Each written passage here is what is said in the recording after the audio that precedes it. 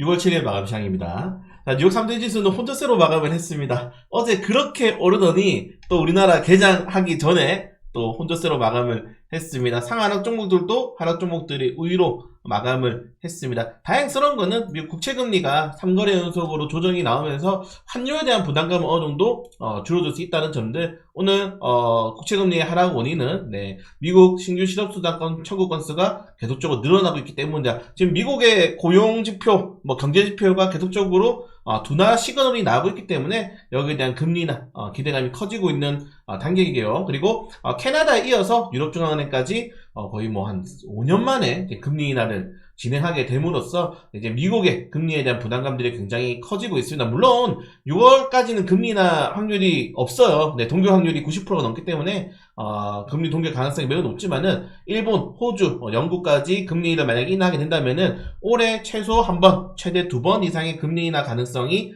시장에 좀 나타날 수 있다는 점들 체크하시면 될 것 같고, 자, 엔비디아는 어제 3조 달러를 입성하면서 애플 제치고 시가총액 2로 올라갔는데, 오늘은 또 애플에 밀리면서 3위로 다시 내려앉았습니다. 오늘 이제 엔비디아의 하락 원인은 젠슨항 CEO의 주식 매도 시그널이 있었기 때문이고, 그걸 제외하고는 또 많이 올랐죠. 올해만 하더라도 거의 200% 넘게 올랐기 때문에 단기적인 조정이 나올 수 있다는 점들. 그리고 엔비디아 같은 경우에는 이번 주 오늘 아니면 내일 겁니다. 주식 보유하면 이제 액면 분할 주식을 받을 수 있기 때문에 거기에 대한 수급도 좀 변동성이 생겼다라고 좀 생각하시면 될 것 같습니다. 사실 우리나라 같은 경우에는 굉장히 엔비디아 영향이 중요한데, 지금 삼성전자 이재용 회장이 또 출장길에 가면서 엔비디아 잭슨왕 CEO를 만날 가능성이 커지고 있습니다. 최근에는 엔비디아가 삼성의 HBM3 이 반도체를 테스트하고 있다라고 이야기를 했기 때문에 과연 삼성전자 이재용 회장과 엔비디아 잭슨왕 회장의 만남이 성사될 수 있을지 좀 체크해볼 필요가 있을 것 같고요. 자, 그리고 오늘 10시에 드디어 액트지오 주말 동안에 주말이 아니라 연휴 동안에 저는 제가 SNS를 자주 보거든요. 왜냐면은 저는 우리나라 주식시장은 말 그대로 뉴스, 투기, 리딩방, 종토방 이런 곳에 영향을 굉장히 크게 받기 때문에 그걸 제가 다 하나하나씩 찾아봅니다. 근데 좀 보기가 싫더라고요. 너무 이상한 말들이 많아가지고. 그러니까 늘 말씀드리지만은 여기에만 석유를 욕하는 사람들은 못 먹은 사람들 뿐이다. 우리는 욕할 필요 없죠. 먹었으니까. 그리고 오늘도 기회가 될 수 있다면은 먹으면 될 것 같습니다. 그래서 오늘 10시까지 10시에 이제 기자회견 하는데, 안 좋은 말 하겠습니까? 좋은 말 할 거기 때문에, 여기만 테마는 아마 오늘까지가 가능성도 크다는 점들 좀 체크하시면 될 것 같고요. 그래서 나쁘지 않게 오늘 시장은, 그냥, 플러스 마이너스 치냐면은 좀 플러스적인, 호재가 조금 더 많지 않나? 이거 좀 말씀을 다시 한 번 더 드리고 싶고요. 좀 재밌는 내용이 있죠. 자, 미국 빼고, 다른 주요국가 국가에서 빨리 미국의 나쁜 실업을 기다리고 있다. 오늘이죠. 미국의 고용지표가 발표되기 때문에 미국 경기가 흔들리기 기다리고 있습니다. 다른 국가들 같은 경우에는. 그리고, 미국과 유럽연합의 금리나 기대감에, 최근에 비트코인 관련 테마주들 많이 오르고 있다는 점들 좀 체크하시면 될 것 같고, 그리고 이스라엘 같은 경우에는 쉽지 않죠. 지금 전쟁 리스크가 계속적으로 확대되고 있기 때문에 좀 쉽지 않은 상황이고, 중국에서 BYD 등 9개 업체 자율주행의 3, 4단계 단계 테스트를 승인을 했다고 합니다. 중국은 가능하다고 제가 말씀드렸죠. 제가 예전에 영상 한번 올려드리면서, 중국은 우리가 흔히 말하는 이 추적 시스템이 너무 잘 돼 있어요. 공산하기 때문에 ID 카드 시스템, 추적 시스템. 중국 같은 경우는 실제로 범죄자를 그냥 치면은 인공지능, CCTV가 다 찾아준다고 하죠. 그렇기 때문에 가능하지만은 이 다른 나라 국가에서는 쉽지 않다. 다만 중국이라든가 테슬라에서 자율주행 앞당겨 가면은 결국 삼성은 현대차라든가 투자를 더 할 수밖에 없기 때문에 자율주행 관련 테마주도 한번 보시면 나쁘지 않은 것 같습니다. 그리고 일본이 580조, 일본 욕할 게 아니죠. 일본은 580조를 기록해도 아직 1% 미만은 안 내려왔단 말이에요. 근데 우리나라 같은 경우에는 현재 380조 우리나라도 쏟아붓고 0.7, 수도권 0.68.